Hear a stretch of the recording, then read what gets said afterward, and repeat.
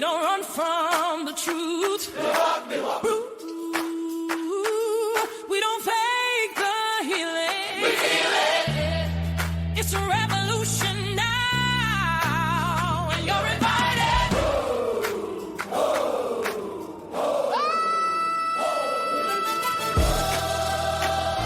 Heal that shit, don't hold it in. Rip the Band-Aid, let it begin. Truth gets loud when you stop the lie. We cry, we rise and testify. Heal that shit, don't hold it in. Heal that shit, don't hold it in. Rip the Band-Aid, let it begin. Truth gets loud when you stop the lie. We cry, we rise and testify. Life unfiltered, scars and all.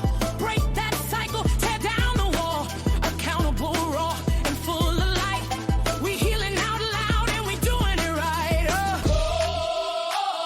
Heal that shit, don't hold it in. Glory to We need a God. live performance. We need a live performance of that. We've got to get a live performance going. Mhm.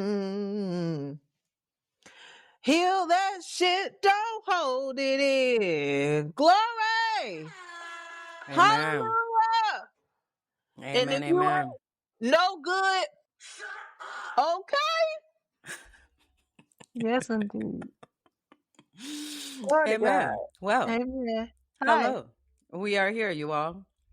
Welcome to Life Unfiltered, Heal That Shit, where we are taking everything that we have been learning in life and amplifying it for a new year of transformation. Okay.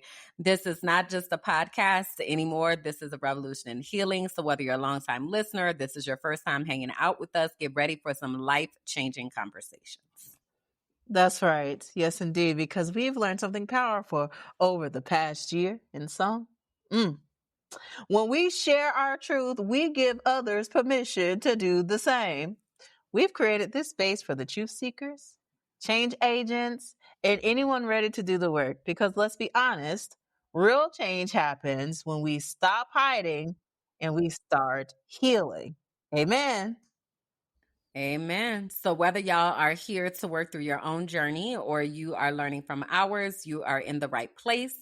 We are about to get real, get deep, and most importantly, get some results. Yes, indeed. So buckle up, strap in, grab your favorite drink, and let's heal this shit together. Yes. Hello, y'all. My name is Kim Berland.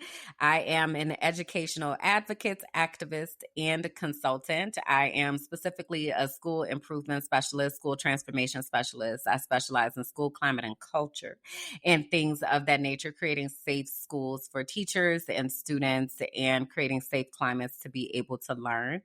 I'm also a scientist, a biologist specifically, and I specialize in brain research and trauma-informed practices and ensuring that we are honoring the biological and humanistic side of things in educational spaces. So I do a little bit of that or whatever. I'm a visionary and motivational speaker. I'm also a virtual producer, network executive. I'm the founder of Intuitive Melanated Life Coaches, where I help people deepen their relationship with God to understand their unique design and purpose in order to positively impact the world.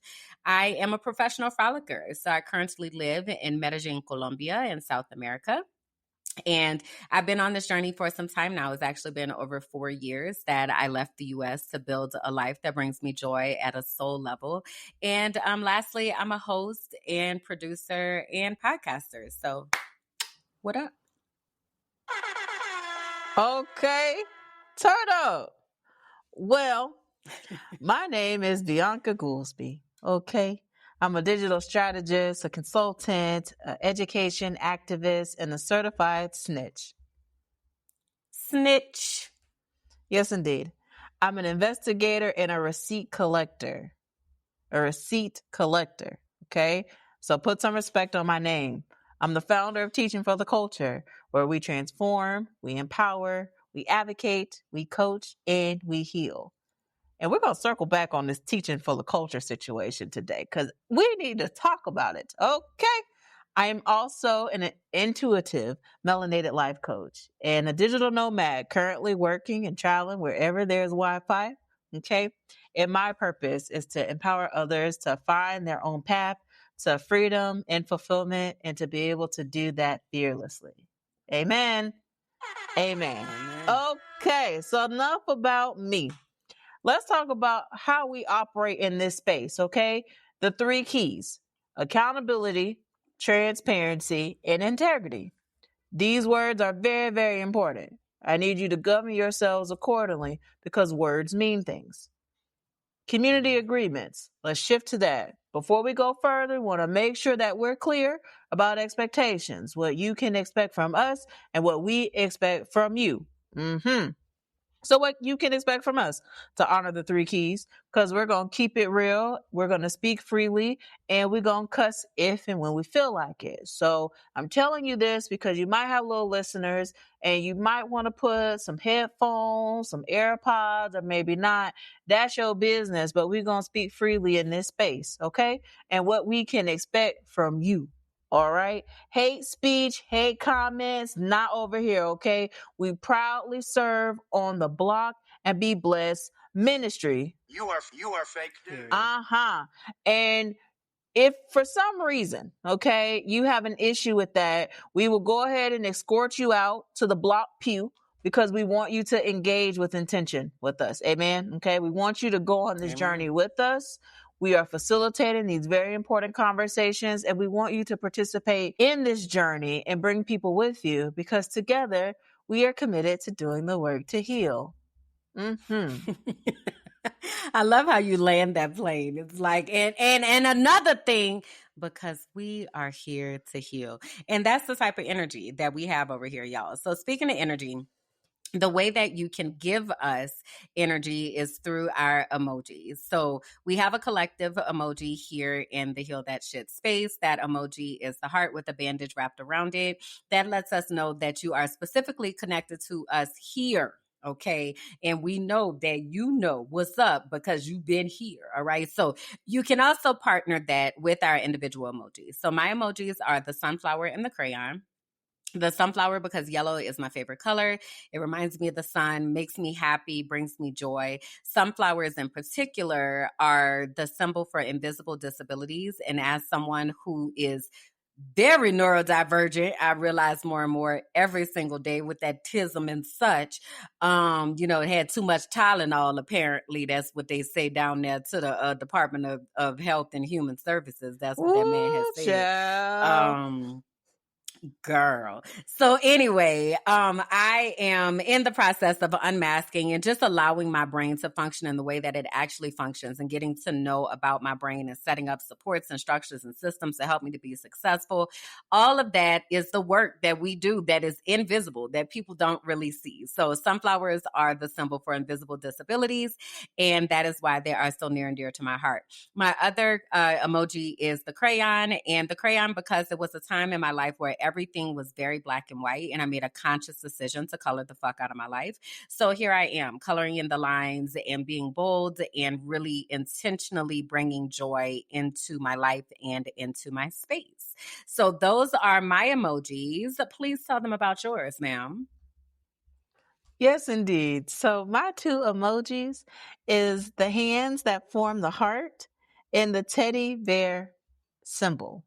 Okay. The teddy bear emoji.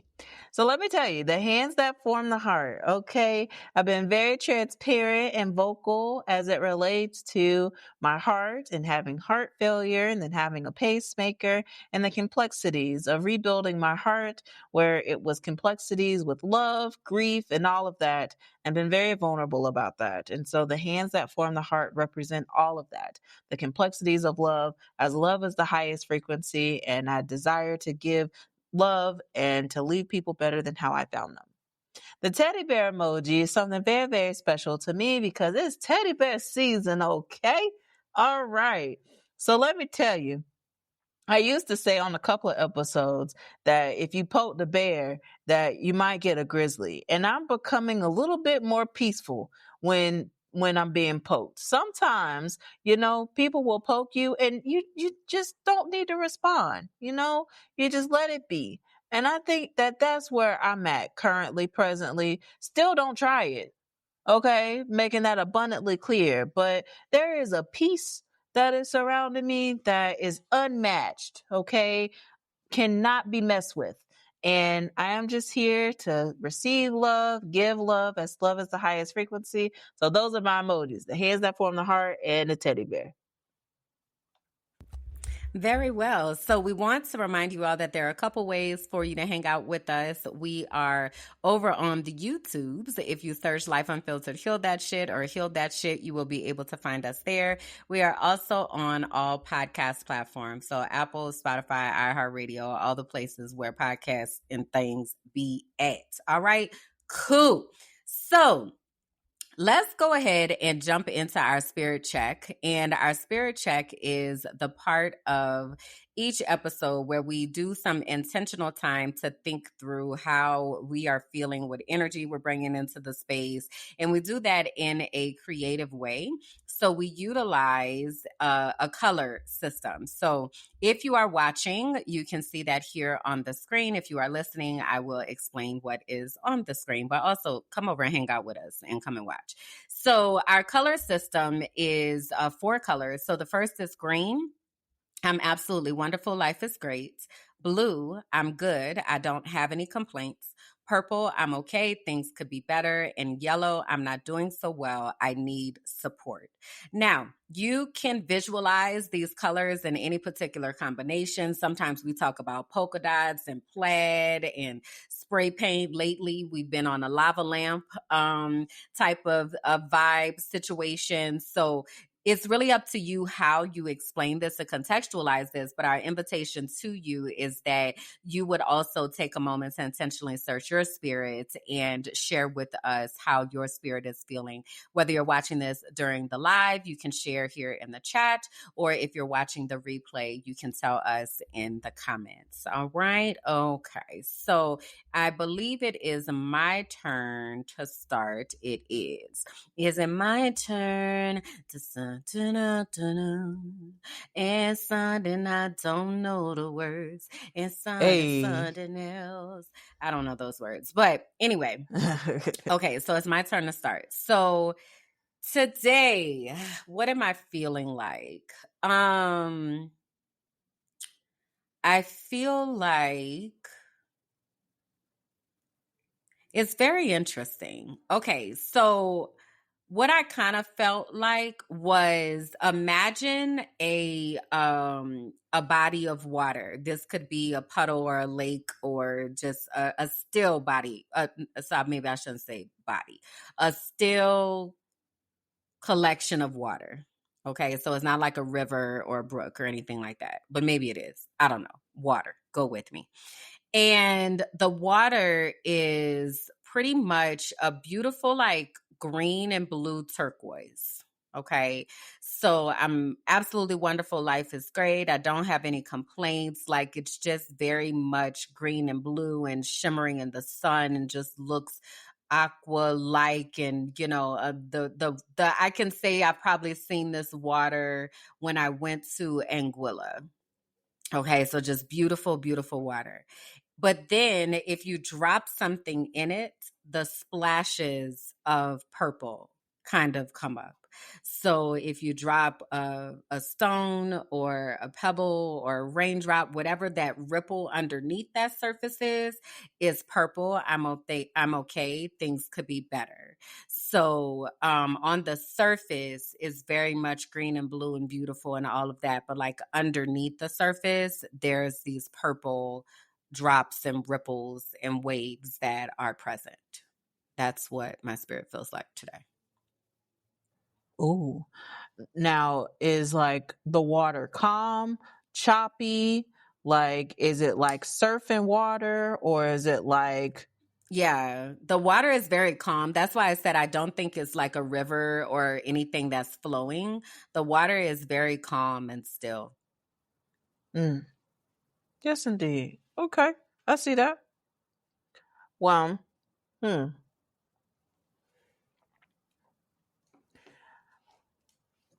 the thing that comes to me is the pattern, and it's the plaid pattern. It's very much a solid green heart, but then there are lines on the pattern that just signifies different things. So I'm absolutely wonderful. Life is great, but also these lines represent different segments of things that are happening. So that's how I see it. Some lines are bigger than others. So like the yellow, not so much, but definitely some blue and purple lines that are thicker than the yellow ones, if that makes sense. And it's like a very bold pattern too. Like it's a bold type of where the lines are crossing in unique ways. So it like very unique, very custom, very demure. It's truly one of a kind masterpiece, if you will, of just feeling all the things, feeling very unique about it, and just enjoying the journey. And some lines are bigger than others because it represents different spaces in my life and what's currently happening. Okay. Very nice. So, those are two examples of what this can look like for you. And we also invite y'all to like ask other people in your lives. Sometimes it's difficult for people to name feelings. Like one of the tools that I use is the feelings wheel. And sometimes it's difficult for people to use a tool like that, but maybe they would identify with a color system. The point is take a moment to check in with yourself and check in with the people that are around you. And we just gave you two examples of what that could look like and sound like. All right. So you want to color in some of these lines and share? I know you said you was getting your receipts together earlier and trying to get your things, whatever you finna do right now. Yep. So a lot of what I'm going to share has been like this week, right? Like this is all fresh. So I got the email from Meta, and the email from Meta let me know that they have resolved the intellectual property dispute that we have been fighting for years. To color this in, let me tell you, because this has been a journey and I can't wait to do a full deep dive talking about this, because it's something that I do feel like is going to be in legal textbooks and law textbooks as it relates to trademarks and intellectual property. So we own the trademark to teaching for the culture with an ing. And there was an individual that created an organization, called it Teach without the ing for the culture. And what that did was it caused confusion because of three letters, ing. And that has been a debate that has been in the federal trademark office for years. It was resolved with the Federal Trademark Office. It was resolved with prejudice, saying that our trademark Can you tell people what with prejudice means so that they understand why that matters? Okay.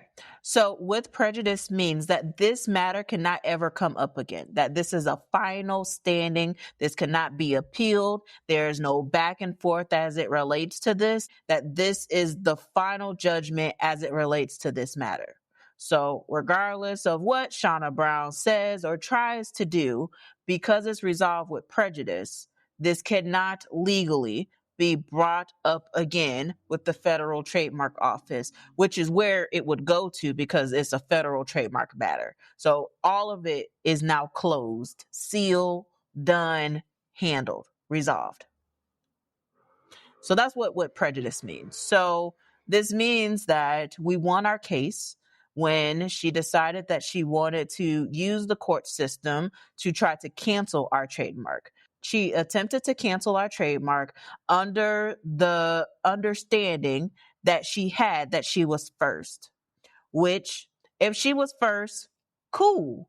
Provide receipts, provide evidence, let us know, because according to us and according to our business records, we were first. So if we're going to debate about the time, let's go receipt for receipt so that we can address the matter. Well, in the particular case, She did not provide any receipts to prove it. In fact, she provided information that actually harmed her case instead of helped it. And then in the midst of that, did not pay her attorney. Her attorney dropped her. And then now she was representing herself to the point she didn't respond to the trademark office. And then now the trademark office is like, you've wasted our time.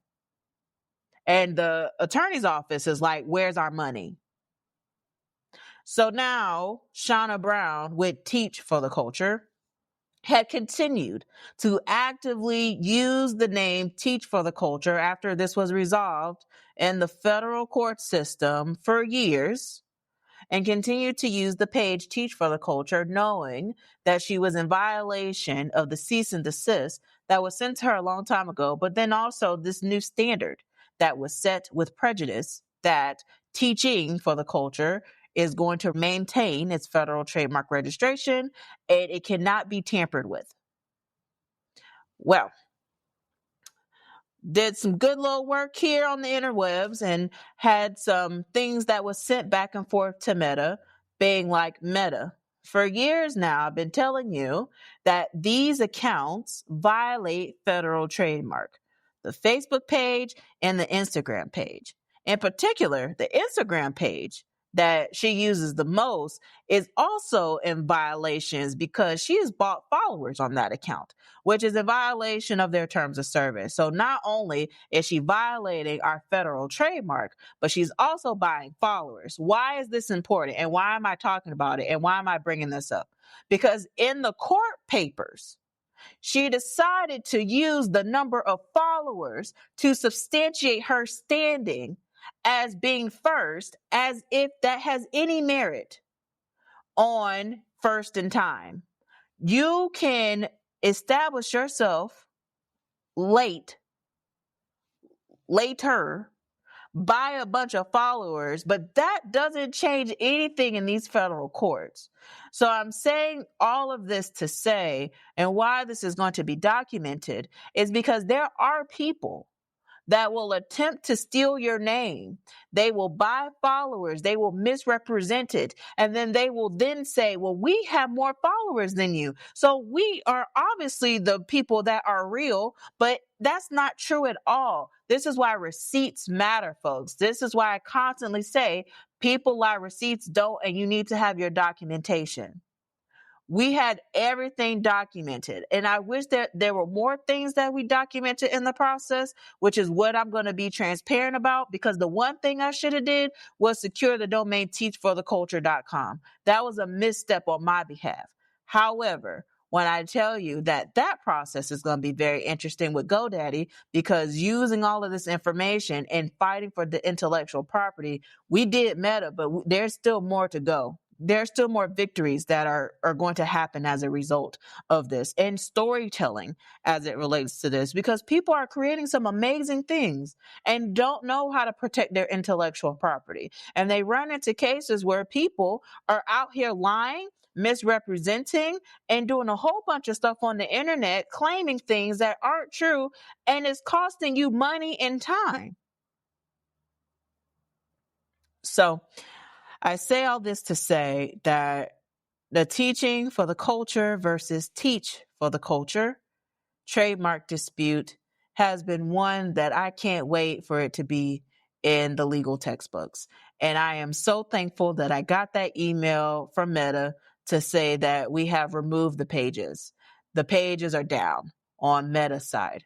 And sure, okay, have your things, but do not put Teach for the Culture on any of it, because we have the trademark to protect that, and removing the ing is not going to work. And we've been very clear on that when we tried to resolve the issue before it was brought to the internet. So now it's being brought to the internet. And let me tell you, so there was a post that Shauna Brown had posted. And it was so I was about to say, because I'm over here looking at the things while you're talking, and I'm just over here like, I'm going to let you finish. But also, Sis is over here painting herself like she really been targeted and she's just a martyr, and I just don't understand. I was building this community for 8 years. Girl, you was stealing for 8 years, and now you have been caught and you are being held accountable. But go ahead. I'm sorry. I mean, go ahead. I'm gonna mute myself. She made a post on the internet, and the post was referencing people stealing intellectual property. And when I saw it, I said, this is interesting. This is coming from the same person that went to the Federal Trademark Office, claimed that she was first in time, did not provide any receipts, didn't pay her attorney's fees, and I'm sitting here still paying on the legal services in order to keep our name. And she's on the internet flexing and flogging and all that type of stuff and ain't doing what she's supposed to be doing. So then when I called her out on it and tagged her, and tagged the attorney that she didn't pay, then she hits me with these different posts and deletes. I don't know this woman from Adam Eve. I don't know this. I don't know her. I don't know her. But she had a lot of things to say in the post and delete. And I'm thankful that I got enough sense to take screenshots of stuff. And when I tell you, I'm going to expose it all because these are the people that we need to talk about, folks. You have people that will literally co-opt your name and will spin all these different narratives and say all these different things. But ultimately, at the end of the day, receipts don't lie. People do.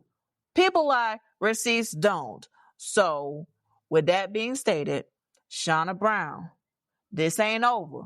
We're going to continue to talk about this because the fact that you got on this internet to fix your mouth to say some of the things you did, and then to say that you are a business consultant and you helping people do this, people need to be aware of that. People need to be aware of the people that's causing harm to others in the community and saying that they doing it for the culture.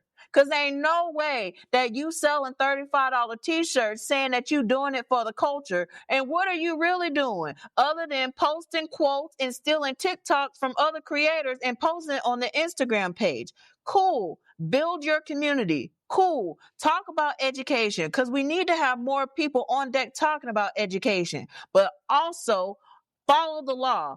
Honor other people's intellectual property. And then if something needs to pivot in your business, pivot. Don't double down, be wrong, and then cost people thousands of dollars. Because you, Shauna Brown, still owe your attorney upwards of $7,000, according to the records. That's what the people said when they withdrew from your case. I didn't make this up. They said it. So don't have beef with me, have beef with the receipts. But I do have beef about this because I was hospitalized with this situation. This has caused a lot of stress and trauma and anxiety from building something out of nothing to having this global impact. And then you have somebody that's just out here that's just hijacking stuff, lying, buying followers, and then being sporty on the internet. Nah, bro. I'm a snitch. I'm gonna expose it. Period. Full stop. So I'll pause here and mute. Thank you, because I got a lot I need to say. It's dishonorable, like it really is. And I'm sitting here looking, so I done searched her. And I see there was an article that was written on her in this platform called Canvas Rebel.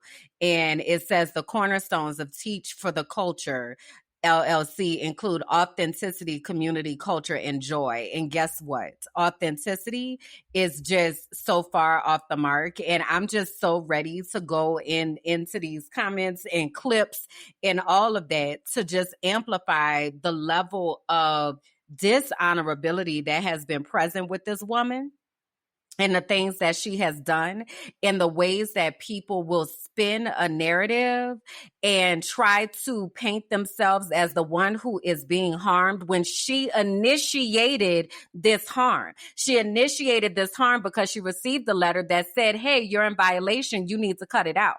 But she initiated the harm knowing it full damn well full damn well that you did not have any right to do that.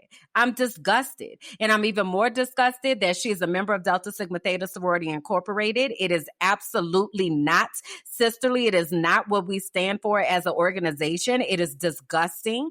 And I'm ready for her to be held accountable, because there have been too many. Even at this point, you could have stopped. You could have stopped and said, all right, the jig is up. You still on this internet sitting up here trying to paint yourself like you was doing what was right? Still? That's monster type behavior. That's psychopathic and sociopathic type behavior. There's something that's going on here. There's something wrong in the mentals that makes you continue to say that you're entitled to something that you know that you're not entitled to. What is going on? It's not okay. And I'm so glad with the Meta decision, I hope that will make it that much easier for the other platforms, because there is evidence that shows, hey, so yes, this is being honored, because she absolutely needs to be held accountable. And to be frauding people, talking about you are a consultant, what are you teaching people to do? How to steal somebody else's intellectual property? Because that's all that's happening over here. You're building a platform on thievery. Meanwhile, talking about that your organization that you should not have ever founded in the name of what you did. And can we also, this is the last thing I'm going to say before we move on, because it wasn't just the stealing of the name. It was the stealing of the likeness and the block lettering and the color scheme. And like, it went so deep. So deep. That is not okay. To steal, and you're not that it's okay to steal from white people, but what makes it even worse is you're stealing from another Black woman who is actually doing the freaking work. I can't. I just can't. I don't have anything kind to say about this lady at all, because I know how many years and hours, and I know only what I know. Because I know that there have been even more hours and years and energy that had to get put into this, getting resolved. And it just pisses me off to the high heavens. I get very, very, very, very passionate about this situation, because I'm disgusted. I am just incredibly disgusted. And for me to go back on there and see that she's sitting here talking about, yeah, they took it down. It's a tragedy. It's a travesty. I'm about to go in these comments and be like, this is what happens when you violate trademark law. And now you're being held accountable. How about we tell that story? How about we do that? Since you want to be trying to create a story, talk to the people about how you was lying so much for all of these years. Talk to the people about how you bought followers. Talk to the people about how you're stealing other people's ideas. Talk to the people about that. Talk to the people about how many times that you had to stop your lie and you chose to continue lying. Talk about those things. I'm done.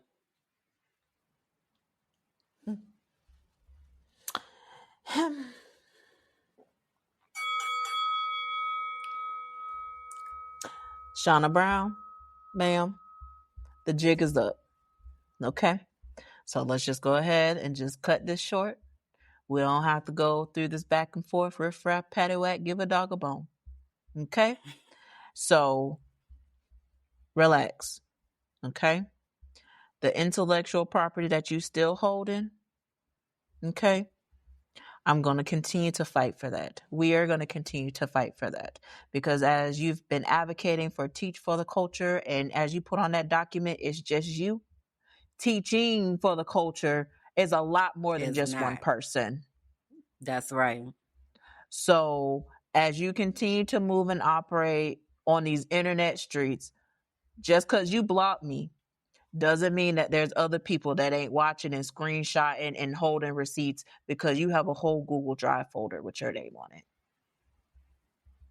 And it's dishonorable, it's disgusting, and it needs to be highlighted and talked about. And this is why I continue to advocate and say that this will be in legal textbooks. Mark my words, this will be in legal textbooks. And while we're here, I just want to share my screen just so that we could see why this is a big deal and a problem. Teaching for the Culture is considered a musical artist. We have music, okay? The album that we've created is Safe Space Volume 1 and is being played in classrooms and professional development sessions still today. Okay. When you go on here, though, you see images that are not related to us at all. This has nothing to do with this. This has S. Brown on it. I teach for the culture. These are not our shirts. This is why these things are important. Branding is important. There's a whole record label, folks, a whole record label. So it is very important that we are protecting intellectual property. It's very important that when someone is Googling something and searching something, that they're getting the right information. Thus, I'm going to move on because I've spent a lot of time talking about this issue, but I just want to just say thank you, Meta, for making the right decision and finally addressing this situation because it's been a long time coming. And also, Tashana Brown, stop it. This is just the beginning because we're going to call you out every single time for going on this internet and lying when it don't have to be that. You create something new and move on. Okay? That's it. That's it. Okay. Now, these receipts, baby, let me tell you something. Okay? So before we got on here, I was on the phone with a school board member. Because there was a video that I was tagged in. The video is actually very, very tragic. Okay. I'm not sure if I'm actually going to play the video for folks like on the post part of this, but I want you to see it. Because I want you to see what I've been dealing with before we hopped on here today. The video was posted 5 days ago. Keep that in your back pocket. I was tagged in the video today. And I was like, absolutely the fuck not. I had a lot of questions. So the first thing I was like, okay, so the bus, while that shouldn't happen, you and I know it's hard unless there's a bus monitor on the bus to control stuff. Like it's hard. The bus driver just try to get these kids home and off the bus. It's only so much that they can do as they're operating the bus. But it seemed like in the video that they weren't even driving and going nowhere. It seems like they were still and they were the children parked. Is standing in the chairs and everything the whole time Correct. on the seats. Correct. So I was like, okay, so that's one. Okay. Then the second child, right? Same family. We're going to get there in a second. The second child who is getting beat with the belt. So I'm like, okay. And so who is this girl with all this hair doing all this? Where's the teacher? Because this is a long clip. Definitely the question. That is happening here. It's a long time. That is you got kids that's cussing left, right, and are surrounding that. He's running in and out the classroom threshold. So where is the adult in the room? Where's supervision? I'm seeing the bulletin board and I'm like, okay, so they couldn't even cover the bulletin board or put nothing on the bulletin board. So what type of classroom is this? Who is in this classroom with the children? Okay.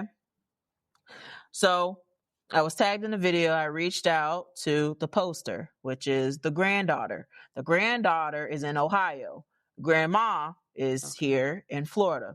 So she gives me grandma's number. Okay. So while I am coordinating with them, getting the contact information to follow up about the matter, I call school board member Karen Perez. I said, Karen, I was tagged in the video.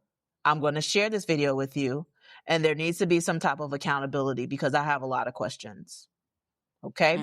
So she saw the video as I was talking to her.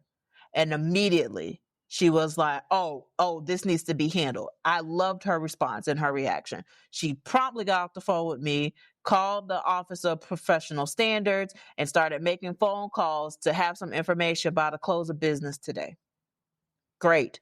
I was like, okay, I'm going to connect you with the grandma. Okay. I'm speaking with grandma. I'm getting some information and also to connect y'all together so that, y'all can handle this. You know what I mean? I was like, I don't know the family. I was only tagged in the video. And then I later find out after I start looking at the video with intention that it was posted 5 days ago. And that people had been tagging Hillsborough County Public Schools in the video prior to me being tagged in it. So then And what platform is this taking place on? this is on Facebook. Okay. Okay. So I said, okay. So Karen, also, while you do your investigation, the question also is, who manages the Hillsborough County Public Schools Facebook page and social media accounts when things are being tagged like this? Because this is clear evidence of child abuse that's happening. So who ultimately saw it, did nothing, And because disregarded it. they've Correct. been tagging the school district in this video for 5 days now. And it wasn't but for somebody tagging me and teaching for the culture that you now know about it, because I'm now telling you. Okay. So she starts making phone calls. Her phone is blowing up now. Now people are starting to investigate who, what, when, where, how. Karen ends up talking to the grandma, getting connected, getting the story of the family and whatnot. And there's a lot of things that are happening with this family. They're from Ohio, moved to Florida. Like, it's a lot with transition and navigating. And then these videos are now here up on the internet, but for right? The granddaughter who's like, I'm just trying to help my grandma because they've been trying to advocate for these children for God knows how long now, and they've been getting a runaround. So now I feel like the only way to get action around here is to post my family getting abused on the internet so somebody can do something, to which the district was tagged for several days and didn't do nothing until Bianca. Until Bianca and Teacher for the Culture got into the scene. Now you got the communications department sending correspondence. We are now aware of the video. We are working to address the matter. Again, this all happened because I called Karen to get information as to what's happening here. That's wild to me. And what's even wilder to me, Kimberlyn, is that this situation is sad as hell. Like, messed up. You got a child with a belt whooping a child who is ESC, pinching him, causing harm to him, and all of that. And where is the adult supervision in all that time? So I'm like, Karen, I need to know who the teacher was in that room. You need to tell me, because the same way that they've been getting Dr. Jack at Spoto for not reporting child abuse, and then the situation that happened at Davis Elementary that wouldn't have happened unless there was people that came to me to tell me about it. When I tell you, I'm following all these cases with fidelity and intention, because they need to be handled with the same type of manner. Because you have Mr. Jack all in jail and all of that. But when Patrick at Davis Elementary got caught up in it, it was months before he even was held accountable for not reporting child abuse, which is a felony in the state of Florida. You see, I'm following all this stuff here because it's important. It matters. And then to sit here and after all of this be like, and there are some people in Tampa that say I'm an outsider. And meanwhile, there's people tagging me, asking me for help when they've been asking for help for several days now and didn't receive it. And then that make me mad. Because where are y'all? Well, they're never around when things actually matter. But now that you've amplified it, of course, they're gonna come running now and try to jump on the bandwagon and ambulance chasers. That was a lot. And it is so terrifying for where things are headed with our children on so many different levels, because that was an instance of Black children thinking it is okay to harm someone because they're not Black, and their level of empathy or caring about humanity is not present because the culture of the world right now is so highly polarized and racially charged that these children who do not have fully developed frontal lobes and are not able to properly process what is happening because you can't talk about it in schools, how do we expect them to make sense of it all? And so now we see the manifestations of what that's going to look like, and those images and videos will also be flipped, where there are white children who are attacking black children in this manner, and black children who are attacking white children, and Hispanic children, and like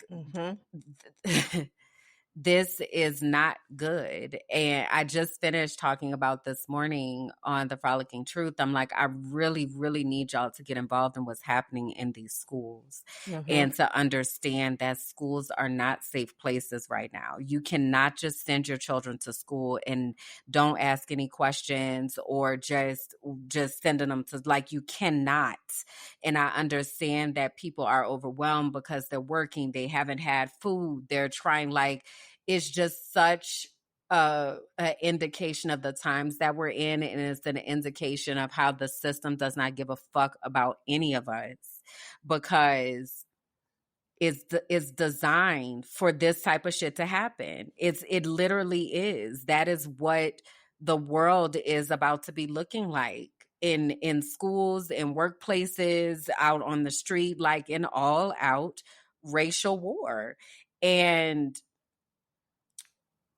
that's not what school is supposed to be. You know, it's like kids are supposed to be able to go to school and learn and create and be able to think and grow and figure out who they are. And we literally have kids and they're fighting for their life. Like, and to your point, you know, I sit in such an interesting position because I coach teachers, and I'm consistently also keeping in mind the systemic things that are happening, and trying not to ever make a teacher feel like you need to do is just because you're not doing enough, like, type of thing, because that is not what I believe. I believe that the majority of educators that are in education because they care about kids, though I realize that that is not a universal conversation, because I definitely know plenty of educators who don't give a flying fuck about kids. But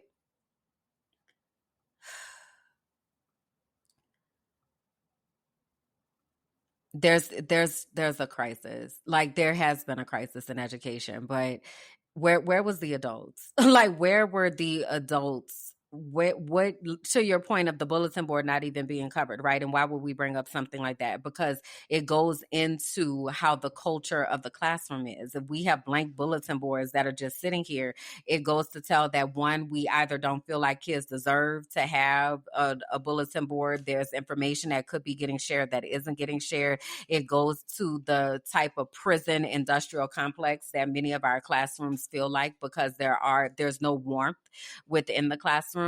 And so then, and also in the absence of adults, like, kids are not supposed to be alone.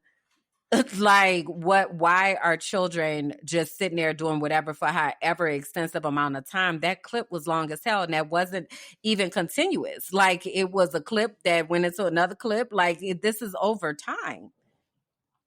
And where the hell are the people? And Right.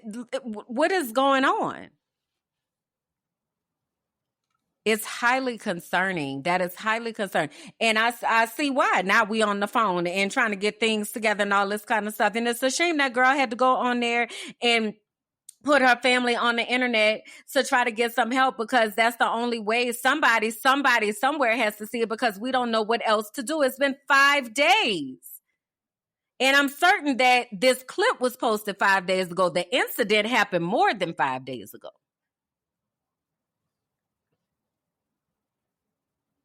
It's terrifying. It's just really,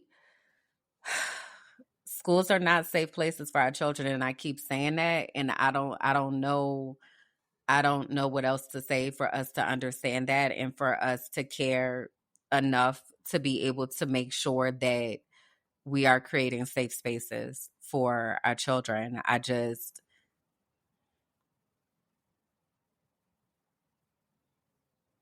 That was a lot.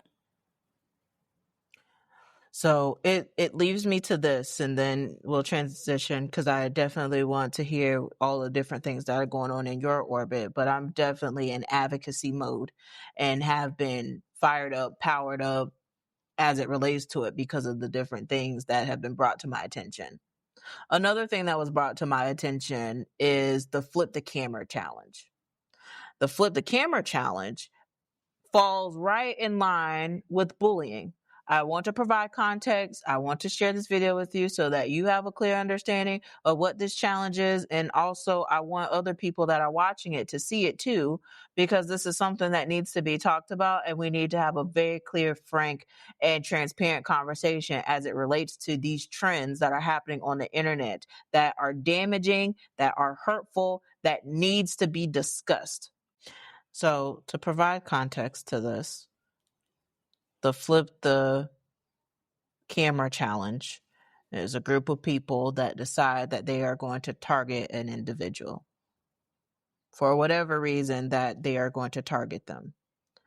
And they are inviting someone in, making it seem like they are a part of this together. And then to then later find out that they are the joke, that they are now being humiliated, that they are being made fun of, that they, Kimberlyn, there are so many videos of this trend that's happening right now, and you have innocent folks who wouldn't have participated or is not even a willful participant in it and is now on the internet, and people are laughing and making jokes of their physical appearance, of how they show up, of who they are.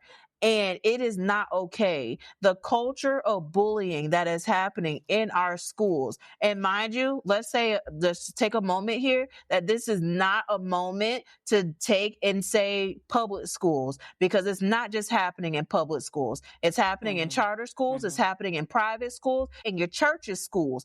All of this type of stuff is happening in these sectors where children are getting together. Period, full stop. And to see these videos on top of the videos of child abuse that is taking place, it enrages me.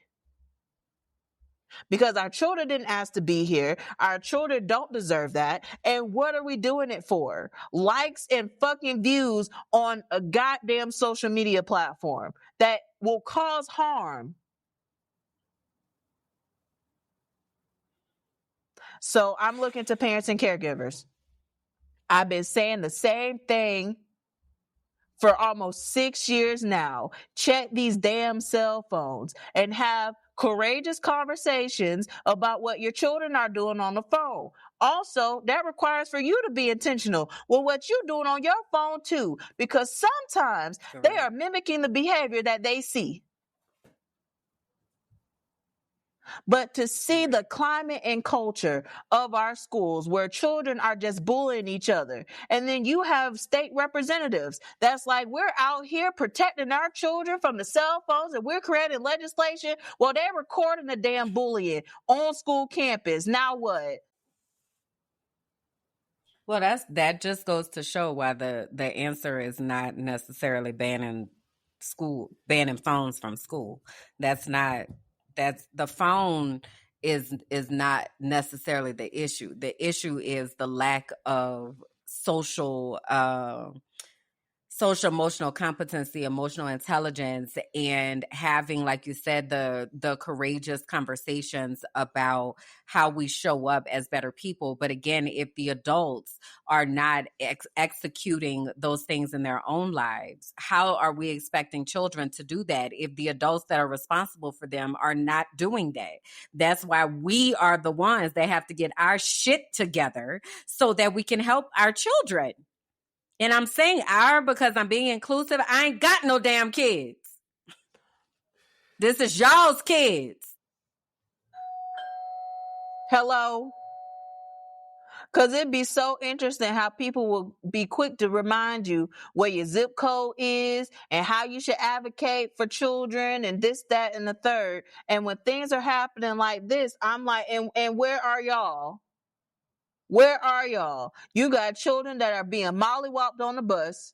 You got children that are being bullied on social media, and you have meme pages that are created by school site, Kimberlyn. You literally have a world star hip hop type of page that's being created for different school sites.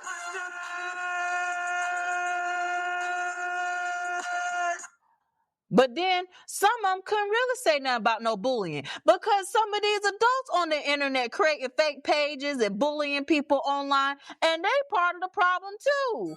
I want all the smoke today. And you got people playing games on the goddamn internet like it's funny.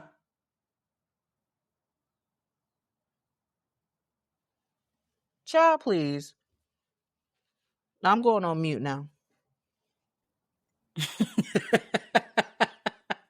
You ain't about to make my pressure high. Well, that's all I'm sitting here asking myself is what are you doing to keep your pressure not high? Because as I said this is a lot, and it is. And again, to your point, you've gone even deeper of, getting information and now talking to the family, and it is very real. So my question is, and how are you now going to discharge this energy, and how are you going to protect your brain and your nervous system and your heart in all of this? Because that's a lot to take in, because I'm literally over here like I'm about to have to play a meditation song before we move in to the area, because that was a lot. Like, that was a lot. So I'm knowing that you have even more than that is a lot. So what are you doing to center yourself?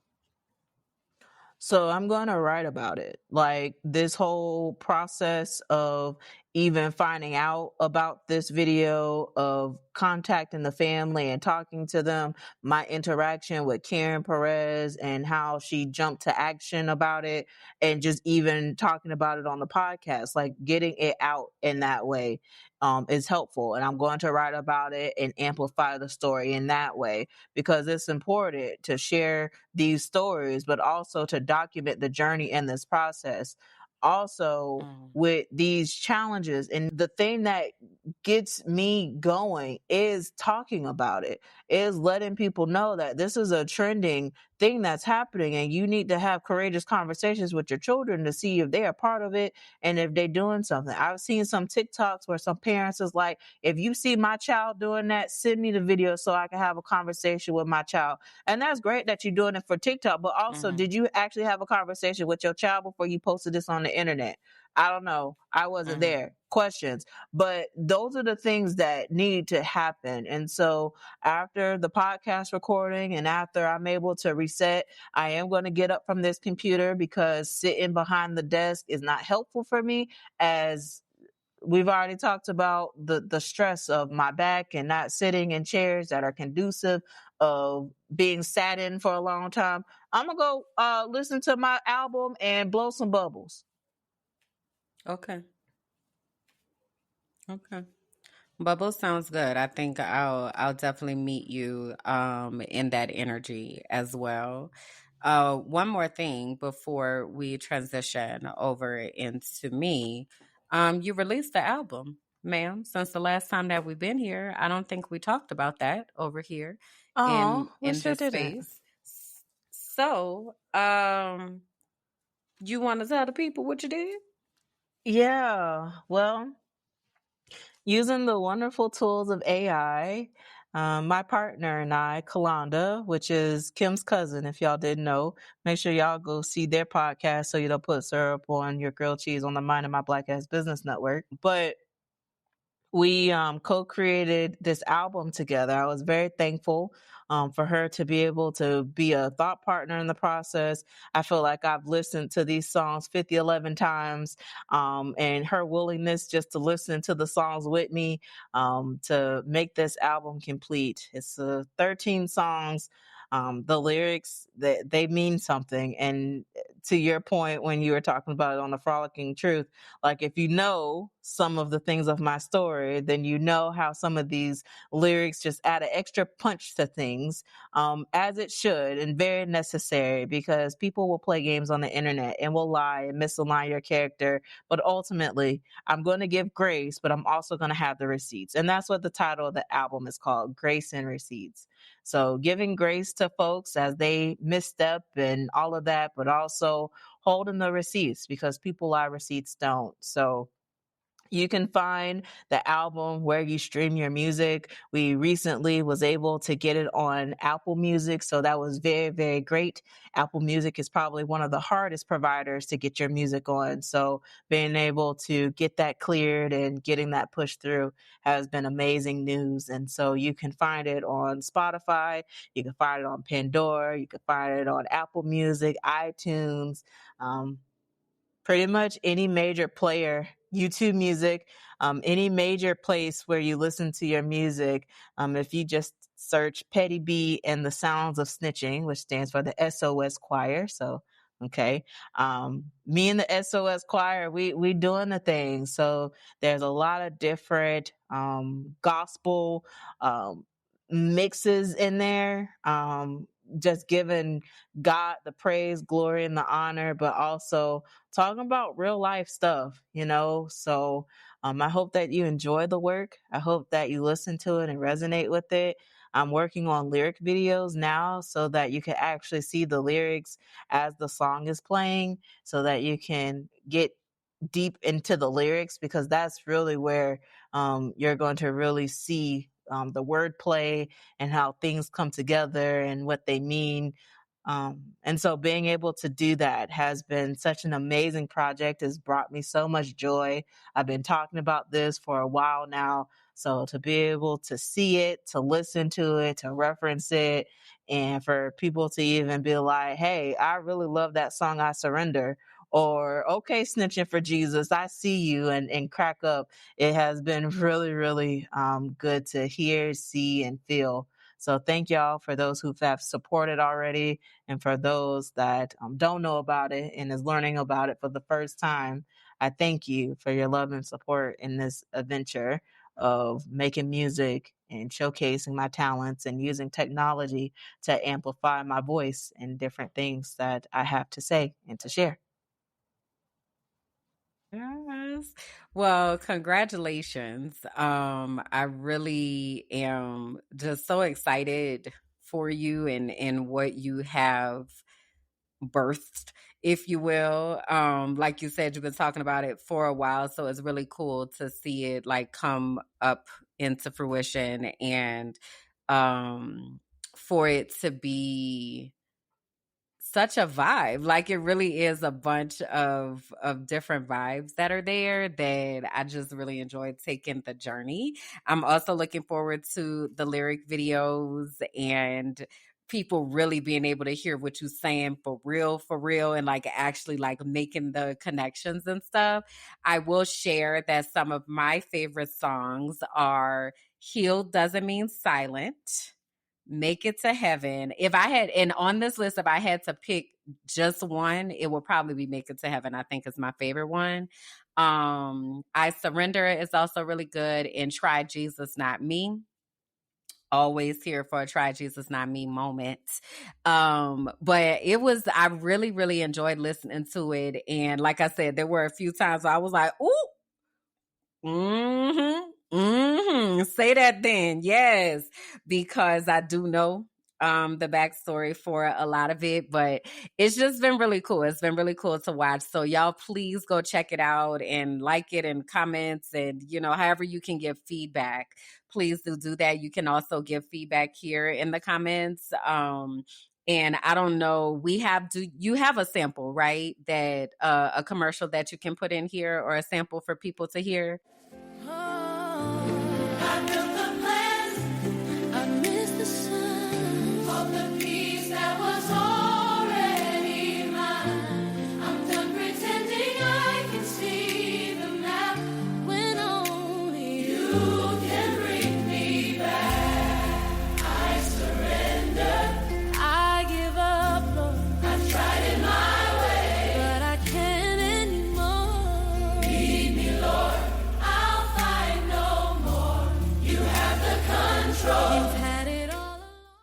But even as you all listen to our theme music, Bianca also produced that. So she be over there making music is my point. She be making the hits. She gonna make a bop now. Okay. So please do check it out. It's really cool. I'm super excited for you and the doors that this is gonna open and just what happens from here. You know, I was sharing this morning on the Frolicking Truth. This really is an exercise in you transmuting some really strong and heavy energy from a lot of the things, as you mentioned, like over the past 6 years that you've been walking through, and then to see it come out as this creative endeavor where other people are able to be encouraged and know that there's light on the other side, there's joy and love on the other side. It really is not doesn't have to end your world if you will allow yourself to go where God is guiding you. So yeah, it's dope. Congratulations. Thank you. I really appreciate that, friend. You're welcome. You're very welcome. So yeah. So what's happening in my world? Basically, I am preparing for this break that I have been desperately needing to have. And I'm really excited about having some time away from having to be actively on the whole time. I guess I'll start with the purple, like undercurrent, if you will, that I had shared. So basically, we talked about education and everything that's happening in education. And one of the things that's happening in education is weaponizing finances and funding. So there are many school districts and many schools that are trying to figure out how to keep operations going because the federal government is suing them or they are weaponizing the funds that they were owed and allocated. And so many school districts are just trying to figure things out. And that trickles down because I do professional development with school districts. So if they don't get the money that they were supposed to get, then that money does not come to me to fulfill the invoice of the work that I am doing. So I am currently in a place of waiting to be compensated for a significant amount of work that I have done and just kind of sitting here waiting. And it's interesting because I know it and it's definitely in the back of my mind. I try not to focus on it from day to day. I told myself I'm giving myself until November 20th before I press the panic alarm. And before I really feel like I have to like do something to try to make something happen, do something, John, like type of situation. So in the meantime, it's kind of just sitting in the background of the things. And honestly, that's what a lot of things that are happening in education right now are really just sitting in the background because I knew a lot of it was already going to happen. I saw it coming. I've been talking about it. So it's not that I'm necessarily surprised about it, but it is still like, damn, I hoped I was wrong. You know, I hoped that it wasn't going to go this way, but here we are. And that's happening in a lot of situations with, again, I work all over the country. So I'm taking in a lot from a lot of different districts and states, and it's just a lot. So I have also been trying to be really intentional about making sure that I'm discharging energy and leaning into the positive and fulfilling energy, if you will, that I do have access to. So for example, I was meeting with a teacher, I think this was on Monday. And the first time I met with this teacher, they're a second year teacher. And the first time I met with them, they were like, I don't think I'm about to keep doing this. They were like, I just want to be honest with you up front before we even get started. I don't think I'm about to keep doing this. So I just want you to know that. And I'm like, okay, no problem. So I'll be here to support you through this year. And, you know, after that, when it comes close to the end of the year, we'll see what type of pivots need to be made. There are a lot of ways to be able to operate in supporting education. So maybe classroom teaching is not for you. No worries, right? So I took that in, cool. So I then started working with them, and they were telling me they were trying to figure out like how to better support their students and basically create a classroom where students are owning their learning and they're critically thinking and, exciting learning hub of what school is supposed to look like. Well, that's my specialty. So I said, okay, so, let's get the thing. So I give them a strategy called the 2x10 strategy. And it's one of my favorite strategies. I did not make it up. It's out of a book called The Tough Kid Toolbox.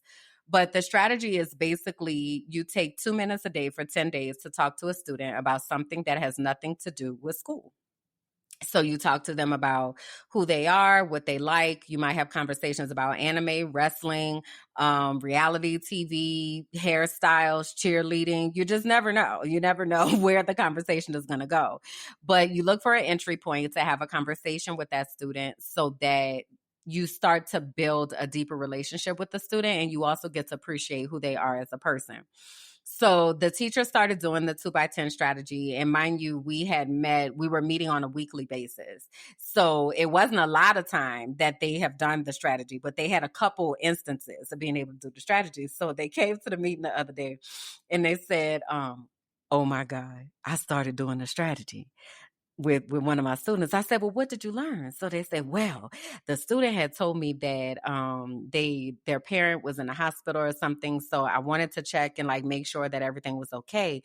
But then they told me that it was all right because they were living with their grandmother and their grandmother knew how to cook. And the grandmother makes really good shrimp and chicken Alfredo. So then they said, so the student shares that. So they said the next day, the student came back and they said, well, how was dinner last night? Did you bring me some? And the student was shocked that the teacher remembered. Oh, you remembered?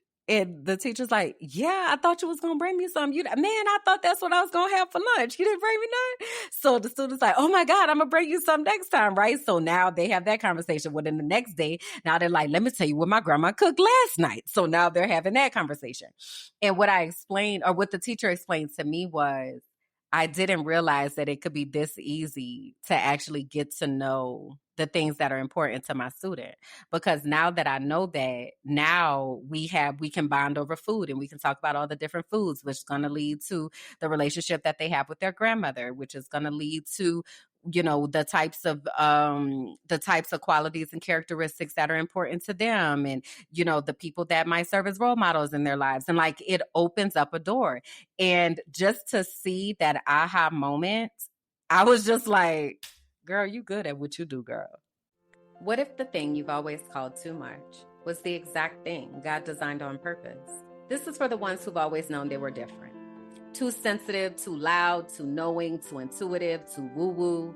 But what if your sensitivity is actually your superpower? What if your intuition was your inheritance? Discover Your Destiny is a 10-week sacred journey back to yourself. We explore the design of your soul, your spiritual gifts, and the unique way that God speaks to you. This isn't church. It's not a rule book. It's not a performance. It's the moment you stop chasing approval and start walking in divine alignment. You'll gain clarity, language, and confidence around who you are and what you are here on the earth to do. You'll learn the real voice of God. And if you feel called to go on to become a certified intuitive melanated life coach, this is where that path begins. There are 2 ways to enter this sacred container: the Destiny track, full investments and coaching experience, or the Divine Exchange track, where internship meets soul work. You'll support podcasting, content creation, or brand development behind the scenes while learning how your unique gifts benefit the collective. Your knowing isn't a flaw. It's the fingerprint of God. This is your invitation, and I hope that you'll answer.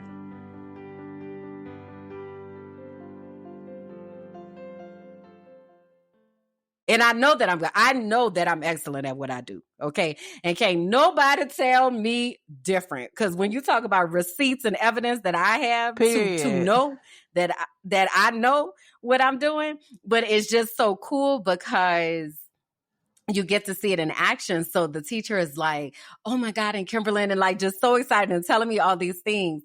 And then they remembered, they said, you remember when I first came and I said, I'm probably not going to be doing this for too long.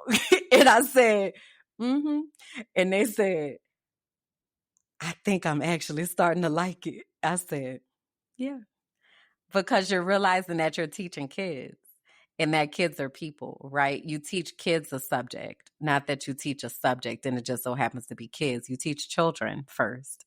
And these are little people. And yes, you have the ability to be able to influence them and to be able to inspire them and to be able to make deposits in their lives. And you're equipping them with the ability to be able to critically think and to ask questions and be curious. Like, yeah, I'm not surprised that you fell in love, like you're falling in love with it. I'm not surprised at all. That's what we do as educators. And they said, well, my first year I was at a school and it was all like data, data, data. And they really didn't talk about the humanistic part of teaching. And I'm realizing that teaching is so much more than just standing in front of a board. Yeah, that's probably about 5% of what we actually do. Yes, indeed. Yeah. Yeah. So it's just such a beautiful moment. And those are the things that I try to lean on in times like this when I know shit is crazy. And I know that there are all sorts of instances that are happening, but I try to keep myself in a space of remembering this is the impact that I'm making. This is what I'm doing. This is how I am directly supporting and impacting children. Because with every teacher that I get to coach and every teacher I get to inspire, that's at least 100 kids that get to benefit from that. And I don't take that work lightly. So, um, that's kind of the silver lining, if you will, on the fact that I ain't got paid for none of this. But the silver lining on it is knowing that there is a long lasting, lifelong impact that is being made. And I was talking to somebody, I had a training. I facilitated a training the other day. And one of the folks in the training, I was asking them who do they rely on to help with their well-being and their resilience. And they were like, I have a mentor from last year that, I still reach out to. And it just really goes to the power of being a mentor, being someone who is coaching somebody else. Like, people don't forget that. And so for that teacher to bring up, I could call my mentor from last year, that's what I try to leave with my teachers as well. Like, I'm always like, you can use me as a reference. Like, please do call, let me know, email me, like, talk to me about what's going on so that we can support you. Because ultimately, you're charged with the responsibility of educating kids. And like, we just have to, I don't know why we don't feel like that is like supremely important. I don't get it, but I feel like that should be where everybody's focus is. Whether you have children or not, we should all be so intentional about making sure that any child has a life that they don't have to be trying to heal from. Like, I don't understand how people don't think about that, especially people that actually have children. I definitely don't understand how that is not what you're thinking about every single day. Like, I don't get it, but here we are. So that was really good. And I'm grateful that kind of, if you will, gives me the buffer to be able to go to the green and blue, beautiful waters of things that are happening. I feel like there's a shift. Not I feel like there is a shift that is happening right now. Right now, Mercury is in retrograde. And this Mercury retrograde is really about completing things that have been needing to get birthed. I've been seeing a lot of ones lately. So 111, 1111, like angel numbers been sitting over here just throwing themselves at me, but particularly the 111 and the 1111. And I wanted to read because I had asked ChatGPT earlier. And so what it said is 111 and 1111 both carry initiation energy. They're threshold numbers. They mark a moment when what's been gestating internally starts taking on form in the world. For someone like you, whose projects sit at the intersection of spirit, healing, and community building, this usually means alignment and activation. Your ideas and your actions are syncing up. It's like the universe flashing you're in creation mode, stay intentional sign. The ones that emphasize self-definition and leadership, not ego, but authorship. They ask, What are you calling into being through your thoughts, language, and focus right now? Given what you've been building, the collective, the frolicking truth, the archive, your neurodiversity and healing frameworks, this could be a reminder that your visions are starting to converge. It's less about hustling and more about refining your signal. If you want to work with it consciously, try noticing what you're thinking or feeling each time you see it. That's usually the quote unquote message in the moment. Using 111 or 1111 as a breath or prayer cue to align your energy. May my thoughts create what serves the highest good. Treating it as confirmation that new structures are forming. Keep your vibration clean, your boundaries clear, and your faith steady. And so I found myself, even this morning, I was doing my morning affirmations, and I found myself like saying the affirmations as I was getting ready. And this just really feels like a time where everything is about being centered and grounded and disconnecting in many ways. So it's interesting when you're like, I'm in full on advocacy mode. I'm in full on, I'm preparing for rest mode. And I am not necessarily shutting down communication pathways, but I am actively setting up the systems because I'm about to not be doing these things. Like, I am about to not be in these environments. I'm about to be completely focused on my spirit and restoring my spirit and making sure that I am grounded and I am ready for whatever this next season holds. So it's very much like routines and making like decisions, purging different things, right? Because I'm definitely like feeling like I'm about to move. So like, okay, what's coming, what's not, what is closing, and what is this new energy that is about to be birthed. So that is the beauty of the blue and the green. Is very exciting and inspirational and feels right, and it feels aligned, and it feels exactly like what I'm supposed to be doing. And so I'm grateful to have put in the time and preparation to be able to actually be having a break and not have to do, and my brain can actually think for a second. So that's where things are with me. Yes, indeed. I've seen in the archive that you've been posting, different things that you've been cooking. Mm-hmm.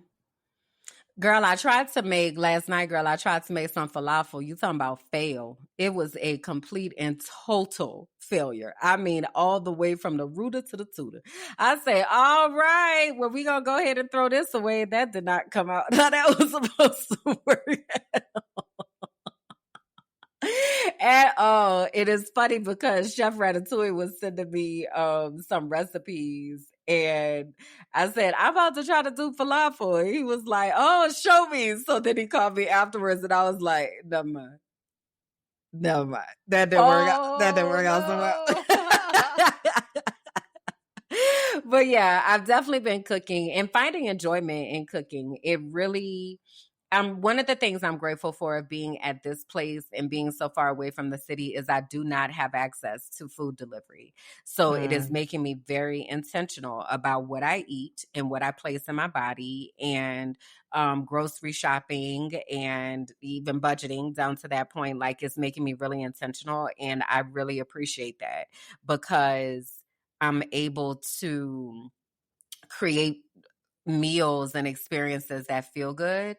And even I still don't like to cook every day because I have to clean. If I didn't have to clean, I would be willing to cook every day. But since I also have to clean, then that means like I'm not cooking every day. But I really do enjoy it. It really is fun and it's meditative, and I'm looking forward to new recipes and stuff. Shekinah and I were actually talking the other day because she started a baking journey. And so I'm like, ooh, let's, bake some things together. And then I was talking to another friend, Vanessa, and she is wanting to learn how to cook. So she was like, I got 3 good recipes and that's it. And I'm like, oh, so we're even thinking about having nights where we all cook together and just really try one of the recipes and all that. So it's really fun, and it's something that I feel like a lot of us need to be doing is really being more intentional with what we are cooking. So yeah, it's been fun. So I put a couple of my recipes in there that I made up. Yes, indeed. Okay. Are you gonna ever try the chocolate cake again in the air fryer? Yeah, I'm gonna have to, but I have to get a different container because I have the mold that I have. So I like the silicone liners, and the main one that I've had for a while is starting to rip. So I don't think that's going to hold the whole thing. But then the other one that I have that's a more sturdier, it doesn't fit flush into the basket. So what I need to do, I really feel like I want to do muffins or cupcakes. So I need to get a liner that will allow me to do that. So it's on hold, but it's definitely not like I didn't rule it out or anything. Because I also want to do a pineapple upside down cake. But yeah, I'm figuring out air frying is a different situation. Okay. Or air fryer baking is a different situation. So I'm figuring it out. But I ate most of that, even though it was like a fudgy brownie cakey situation. I ate half of it because it was good. It just was not really how it was supposed to look. Yes, indeed. I'm very intrigued on that and to like see how it tastes. You know, me and chocolate cake found a place here where the chocolate cake, girl, I'm glad that we found it on the last part of the trip instead of the first part of the trip because I know Mm, that I've gained weight and I can only imagine mm, what that would look like if I had known that this cake was busting like this at the beginning because in Peru, mm-hmm. the ordering of the chocolate cake was wild. And I was like, hey, okay. But all right. So we in the gym, we're working, we moving our body because we got to around here. So thinking of Mm-hmm. the chocolate cake made me think about your adventures, and I can't wait to come back to Colombia, and hopefully I'm able to get some cake prepared for me so that I could taste it and I don't know enjoy. why you always think somebody needs to be preparing something for you. I don't. It's Why is that what always happens? Is you think I can't wait to and then you prepare for me. What? you know, Kim, Kimberly, like the one thing that I just really want out of life is to come back to Colombia and you say, Bianca, listen, I got some salmon for you and I got the sauce on the salmon and we go eat together and we go fellowship and then for dessert, here's some chocolate cake. And we kick it and cool. You know what I mean? Come on, man, you must never part. That's what I desire. Okay, I'm gonna just always say the things I that I definitely want. agree with the fellowship. It's the I can't wait until this is prepared for me, and that is it. You know what it's giving? It's giving big. I'm spoiled energy, and I'm used to people serving me plates out of whatever. And I done made it very clear that ain't what this is, ma'am. Okay, now we could get in here and we can cook together and we can prepare things together, but I'm not magically appearing no plates in front of you. No, ma'am. Good try though. Okay, well, see, I have no problem, doing sweat equity and cleaning the kitchen. You don't like cleaning the kitchen? Well, guess what? I do. So, no problem. If you make the plates, you know what I mean? I'll clean the plates and then poof, disappear. You don't have to think about cleaning up the kitchen because I'm gonna do it. So Okay. reciprocity, okay? It's not like I'm just like Okay. feed me and then I just sit here and do nothing. Like I'm gonna make sure that the kitchen is clean, so you don't have to worry about it when it's done. That's Okay. how I saw it. Okay. Now, come Okay. on. Now, if Okay. you cook, I'd be in that kitchen busting them suds and putting stuff up, so you don't have to worry about it. Because I know you don't like doing it. So if you go do me, okay, if you go do that, paint the That's whole fair. picture, okay. That's fair. That's fair. That's fair. Okay. You I am have a spoiled. good argument there. I'll say that. But also, I'm call a glad. spade a spade. Okay? Damn it.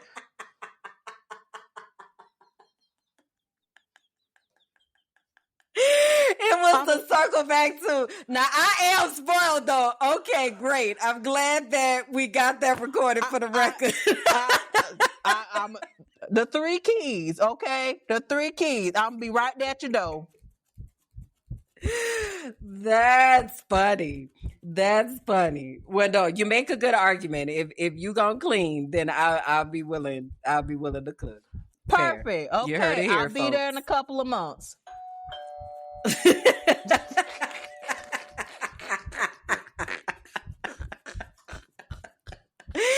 Too funny. We need to get from out here. You got anything you need to tell these people before we go?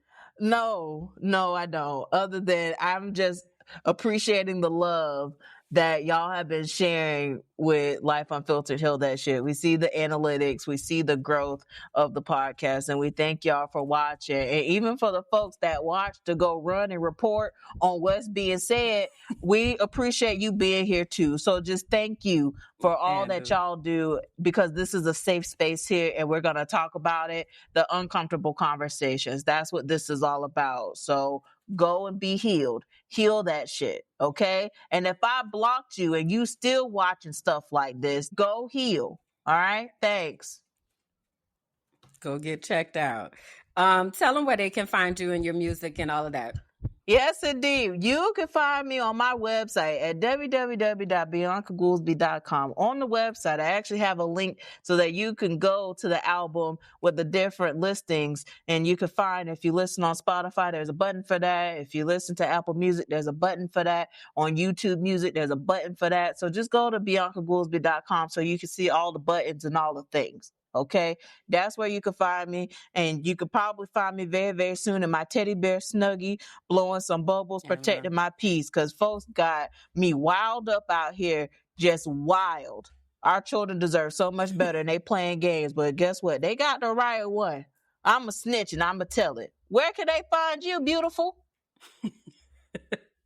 So y'all can go to KimberlyJackson.com. Pretty much everything is linked there. I do want to specifically invite you to join us in the archive. That is the Patreon that we are building. It is a community where everyone is a keeper, and we are charged with keeping something, right? So whether that's recipes or music or how we need to support our kids or keeping us accountable to the things that we said that we were going to do when it comes to chocolate cake, whatever that looks like, that's what the archive is for. So please go to patreon.com/minding my black ass business, and you can join for $5 a month. That $5 gets you into all of the collection spaces. My collection specifically is the Inner Circle, and that's where I talk about the things that are relevant to my life, but there's so much more that is there. So patreon.com/minding my black ass business, and KimberlyJackson.com. Make sure that you like, comment, leave something. We know that we've said something that resonated with you. Okay. Share this with someone else so that they can also get on their journey to healing. That's right. So we will see you for the special edition. And I can't wait to continue this journey of healing. So with that, sending y'all love, light, and peace. And until next time. Hey. Bye, y'all. Bye.